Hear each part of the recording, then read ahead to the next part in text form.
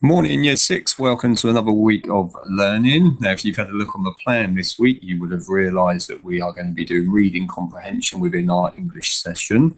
And in particular, for this week, we're going to be looking at retrieval type questions, which will be asked when you've read a particular part of the text. And so what we're going to be having a look at is what are retrieval type questions, some examples of them before you having a go at looking at a text and answering some questions, and then having a look at another text afterwards and doing the same. So what are retrieval questions? It's identifying key details from any text, basically. This means that you need to find key pieces of information within the text that you're actually reading. And to do this, look through a text for a specific answer. With retrieval questions, the answer you are looking for is always in the text somewhere. Basically, you just have to retrieve it. And I've put a little top tip at the bottom in blue. It says when you find the information in the text, underline it. So if you need to copy it to write an answer, it's easy for you to have to see it when you're trying to write that down elsewhere.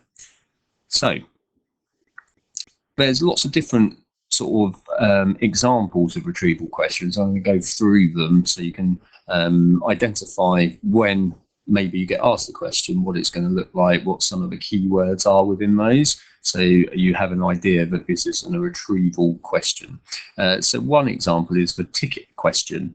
And this type of question gives you multiple options to decide between. But you need to be careful and always check how many options the answer wants you to tick. So does it want you to tick 1? Does it want to tick 2? Etc. And like I said earlier, the information or the answer to it will be in the text somewhere. You just need to find it. So that's one example. Let's have another look at a different example. There's a circle question. It will give you multiple options to decide between, and you must circle the correct answer. Often the answer you are being asked to circle is to complete a sentence. And if you see in this example here, it is almost telling the story of what was happening within that particular text. Another example is an interpret it question. This question represents something which has been described in the text, and you have to select the option which best matches the description you have read. And it says for this type of question, it's vital that you carefully read the description and try to get that picture in your head as to what it's actually describing to be able to tick one of those answers. Another example is a multiple answer question. This question or type of question will ask you for 2 or more different answers that you have found in the text. And you can see that it's asking you for a certain amount and it's numbered each one. So you know how many examples you're going to be having to get or give to get those questions right.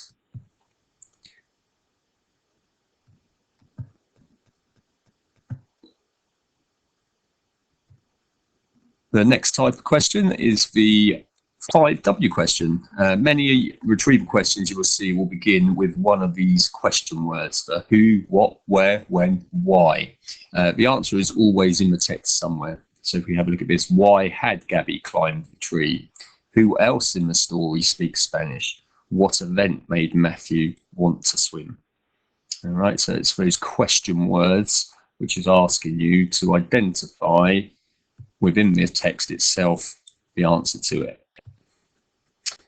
Another example is the true or false question. And this type of question gives you different sentences and it will ask you to tick whether they are true or false. But just be careful, the false sentences are purposely close or similar to the real sentence, but may be describing a different thing. So just read it carefully with the statement it gives and see if that is in the text itself. So what might be asked? You might be asked example things like this. What is the name of the main character? Which of the part of the text tells you? Where, when is the story set? How do you know? How does the main character behave, speak, look? What do you think is happening in this part of the story? Who is telling this story? How do you know? So if you can see from those ones, it's those question words that it's starting with, and that's identifying that this is a retrieval type question. Right then, so you're going to have a go now at trying to put what we've learned into practice. And this one is linked to the Raider's Peril text, which is on the next slide. So I'll move there in a minute. And there's 3 retrieval type questions. Name 3 gems that, according to the text, are rarer than topaz. So it's asking you to name 3 of those gems. Next type of question, decide whether the following statements are true or false. So again, read each statement and decide is that true or false with what you have read within the text. What lay on the workstation next to the quartz sphere? Tick 1. So you need to identify which one it is. Here's the actual text itself. So have a read through that. Pause the video if you need to. Have a look at the PDF as well if you need to make it a bit larger. And then go back and have a look at the questions and see if you can answer those. You know, you remember one of my top tips right at the beginning was when you found the information within the text, underline it. So when you're trying to answer them, it is easier for you to write your answers down. So good luck with that. Pause the video, have a go, and then we will go back through the answers.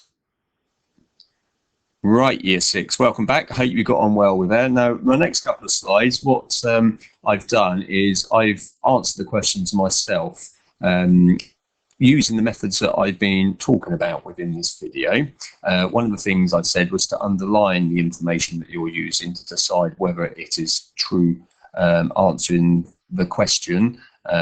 So you can clearly see that I've underlined the answers or where the information I have gathered is for that particular question. So let's have a look at it.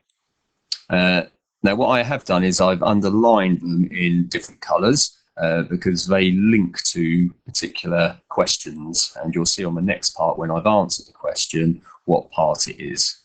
All right, really good thing for you to do is to underline your evidence, so then you can use that within your answers.